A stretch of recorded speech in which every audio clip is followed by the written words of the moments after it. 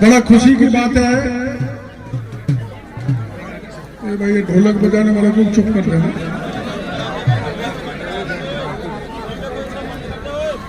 ये बहनों माता बहनों का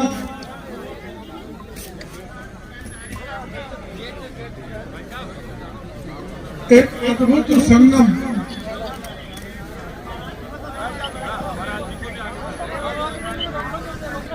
हर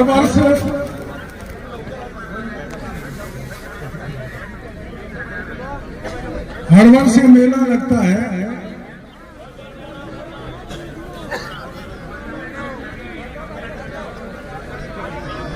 और इस मेले में वो तुम चुप रह जाओ, बैठने वाला हल्ला कर रखा है। बैठ जाओ भाई।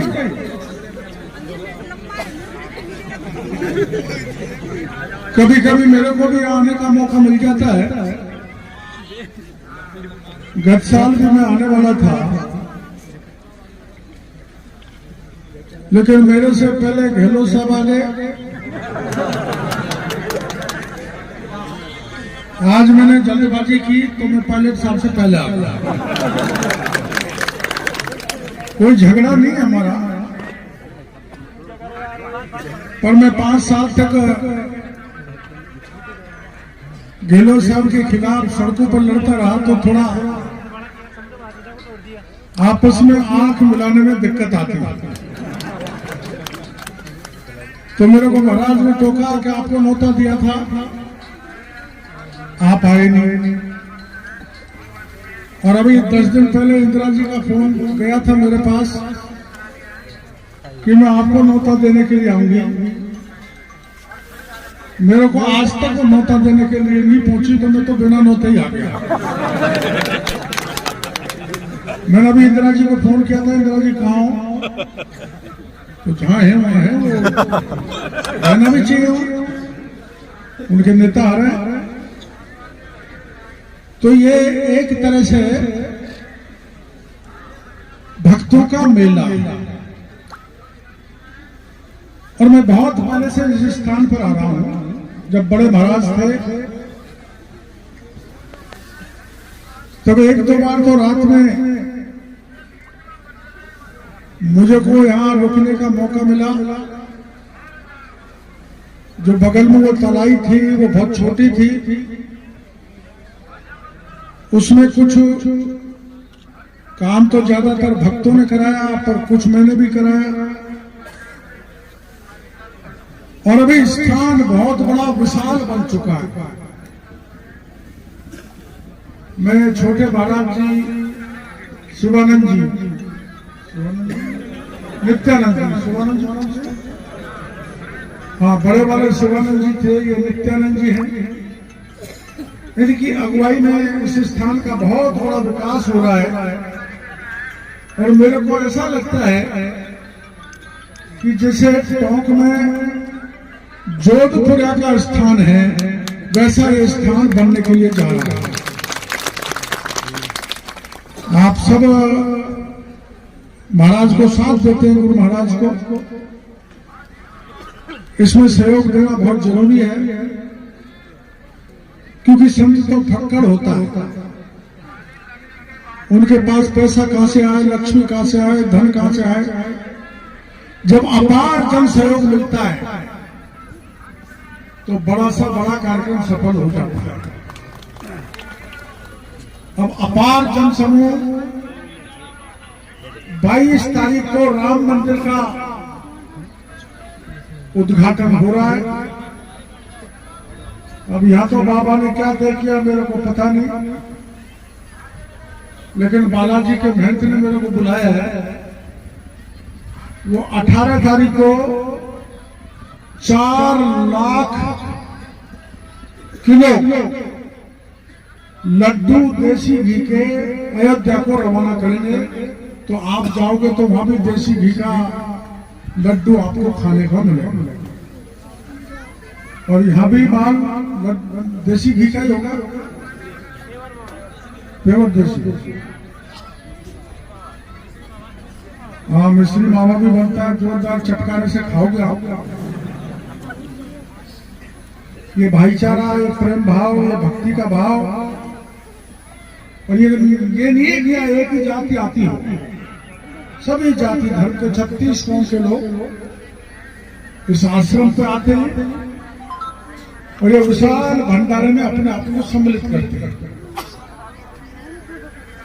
तो मैं भी यहाँ का एक छोटा सा भक्त हूं। मैं इस आश्रम पर जो भी किसी प्रकार का गुरुजी महाराज मेरे को कहेंगे वो सहयोग देने के लिए तैयार मिलूंगा। आप मैं भी अब कुछ दिनों बाद बाबा जी बनने वाला हूं। मेरे को पूरे राजस्थान में बाबा बाबा कहते हैं, लेकिन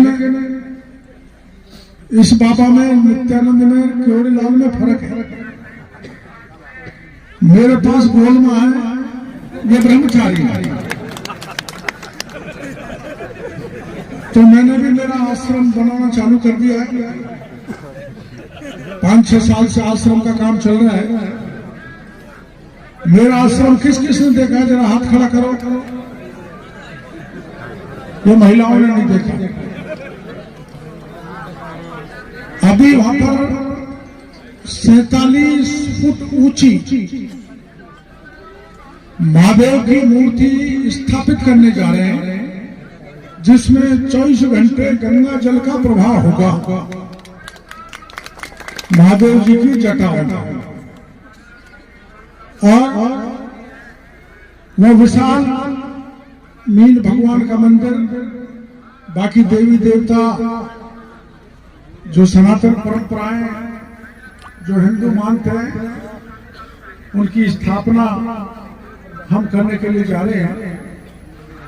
1-2 साल में जब वो पूरा हो जाएगा, जब मैं भी राजस्थान भर के भक्तों को बुलाऊंगा और उस दिन मैं भी बाबा का तिलक लगा के कपड़े पहन के मैं भी बाबा जी बन जाऊंगा। क्योंकि अब ज्यादा राजनीति में पूरा समय दे दिया, 72 साल का हो गया। ये तो अच्छा हो समाज माधोपुर वालों का, उन्होंने मेरी राज रख दी। तेरा पग पकड़ो रे माधोपुर, लाखों राज करोड़ी को, लाखों राज बुढ़ापा। ये सवाई माधोपुर के लोगों ने जवानी में भी मेरी लाज रखी। जब मैं 89 में लोकसभा का चुनाव लड़ने के लिए आया था, तो सबसे ज्यादा वोटों से, इतने वोटों से कि देश में उस समय भारतीय जनता पार्टी का कोई भी नेता उतने वोटों से जीत के नहीं गया जितने वोटों से जिता के सवाई माधोपुर की जनता ने मेरे को भेजा। तो मैं आपका एहसान नहीं भूल सकता। और जब मैं बामनवास से लड़ा तो 2 ध्रुव एक हो गए। पुराने लोगों को पता है, उसको ज्यादा बताने की जरूरत नहीं है। फिर भी मेरी डूबती हुई नैया बौली और बामनवास की जनता ने पार किया। इसलिए मैं बौली का भी कर्जा नहीं भूल सकता, न बामनवास का भूल सकता, न सवाई माधोपुर का भूल सकता, न पूर्वी राजस्थान के भाइयों को भूल सकता। अब मैं किसान मंत्री, अभी मैं देखता आ रहा था वहां जो सब्जी उगाई जा रही है, वो हमारा विभाग ही हुआ था। तो ज्यादातर आप किसान हैं। मैं गांव में कैंप लगवाऊंगा। भारत सरकार और राजस्थान की सरकार की कौन कौन सी लाभकारी योजनाएं किसानों की हैं, उनकी जानकारी आकर मेरे अधिकारी देंगे और मैं भी कैंप बनाऊंगा और ज्यादा से ज्यादा किसानों को फायदा मिलना चाहिए। ये मेरा विभाग का जिम्मेदारी है। मैं गांव का हूं, तो गांव का काम भी मेरे को संभाल दिया मुख्यमंत्री जी ने, किसान का काम भी मेरे को संभाल दिया, और कोई दुख दर्द पीड़ा में हो तो उसकी जन सुनवाई भी मैं करूंगा। हालांकि आप लोगों को तसल्ली नहीं है। तुम खुश नहीं हो, लेकिन मैं काम करके खुश कर दूंगा आपको, लाख में से भी सोना निकाल के आपके बीच में बांटूंगा। इस बात का भरोसा मैं। और ऐसा नहीं है, देखो वोट जब हम मांगते हैं तो घर घर दर्शक देते हैं, राम राम साहब वोट देना, जो कोई कहता है ये काम करा देना, ये भी करा देना और वो भी करा देना। सवाई माधोपुर के गांव में 2 लंडुए मिल गए, वो कहना मैं हमारी शादी करा देगा, मैं करा दूंगा, कराऊंगा। उनके हैं वो, एक 44 साल का, एक 38 साल का, लेकिन वादा किया तो पूरा करो। तो मैं जो वादा करता हूँ, कोशिश करता हूँ वो पूरा हो। तो मैं आपके बीच में आऊंगा, वोट मांगने के लिए हम जनता के घर घर जाते हैं। मैंने ये तय किया है कि मैं राजस्थान की जनता के घर घर जाके मंत्री आपके द्वार कार्यक्रम रखूंगा और जनता के घर घर जाके जनता का काम करने की कोशिश करूंगा। आप मेरे को कतई पराया नहीं माने, मैं आपका पुराना साथी हूँ। आपने चुनाव में सदा साथ दिया और इस धार्मिक स्थल को विकसित करने का जिस किसी भी प्रकार का सहयोग मेरे को देना, गुरु महाराज कहेंगे, प्रबंधन कमेटी कहेगी, आप होगा उन्हें पूरा सहयोग देना और इसको अच्छा विकसित करने में मैं कंधा से कंधा मिलाकर आपके साथ रहूंगा। इन्हीं शब्दों के साथ सभी धर्म प्रेमियों का मैं बहुत बहुत आभार प्रदर्शन करना चाहता हूँ, धन्यवाद देना चाहता हूँ। राम राम। हेलो हेलो, मैं आदरणीय डॉक्टर किरोड़ी गांधी मीना साहब से निवेदन करना चाहता हूं कि वो महाराज जी के पास में आए और एक महाराज जी की अर्जी है, वो अर्जी को आप स्वीकार करें।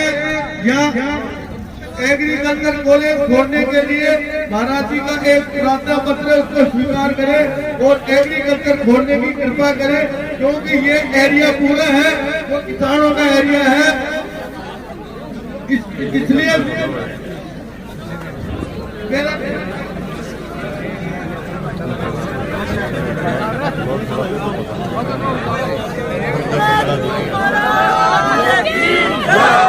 अच्छा भाई,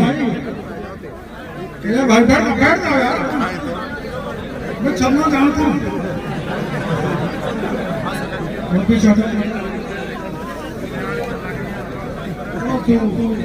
हम उसका पीछे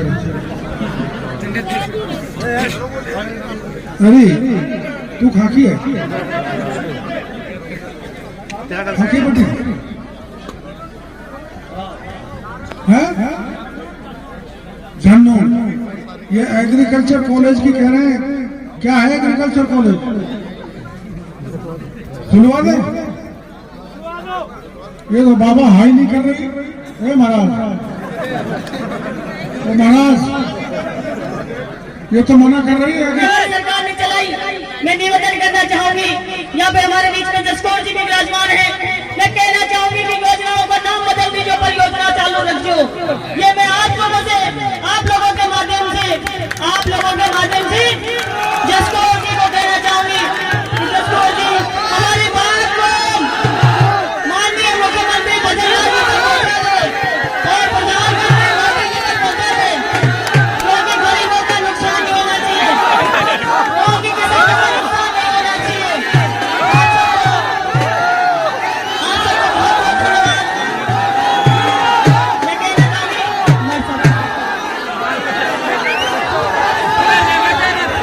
देखिए भाई साहब, युवाओं से देखिए सबसे निवेदन है, रुको भाई आप बिल्कुल अपने सब जिम्मेवार करेंगे। अब मैं निवेदन करता हूँ श्रीमान घनश्याम जी बैर साहब से कि अपना कम समय में वो भाषण दे, उद्बोधन दे। शिवानंद जी महाराज के चरणों में प्रणाम करता हूँ। नित्यानंद जी जो महान संत है हमारे, तो इस भूमि को प्रणाम करता हूँ। नित्यानंद जी महाराज के चरणों में प्रणाम करता हूँ और सभी सचिन पायलट साहब का इस धरती पर आने पर बहुत बहुत हार्दिक अभिनंदन करता हूं, स्वागत करता हूं। साथियों, ये धार्मिक नगरी भेडोली का जो आश्रम, ये बहुत गौरवशाली स्थान है। मैं पायलट साहब आपसे निवेदन करूंगा, आप यहाँ पधारे, इसके लिए बहुत बहुत धन्यवाद हृदय से। मैं अब पायलट साहब से निवेदन करूंगा कि आपके श्री मुख से बहुत बहुत जनता को लाभान्वित करें।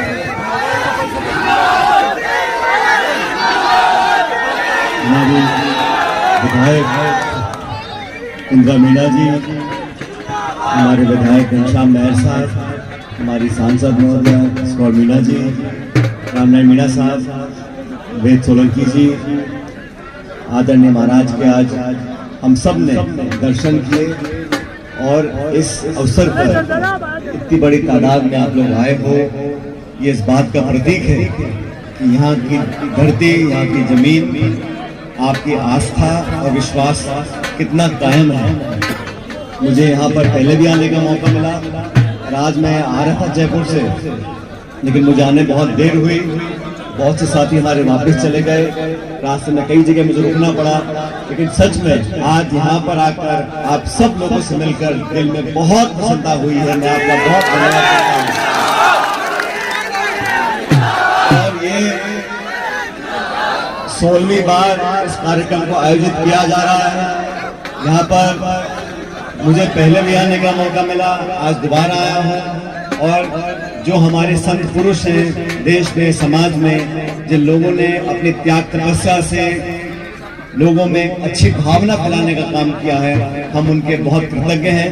मैं उम्मीद करता हूं कि आने वाला समय हम सबके लिए कल्याणकारी हो और ये जो भाईचारा है, ये जो प्यार, प्रेम, मोहब्बत, सद्भावना, त्याग, समर्पण, एक दूसरे के प्रति लगाव, ये हमारे समाज की सबसे बड़ी पूंजी है।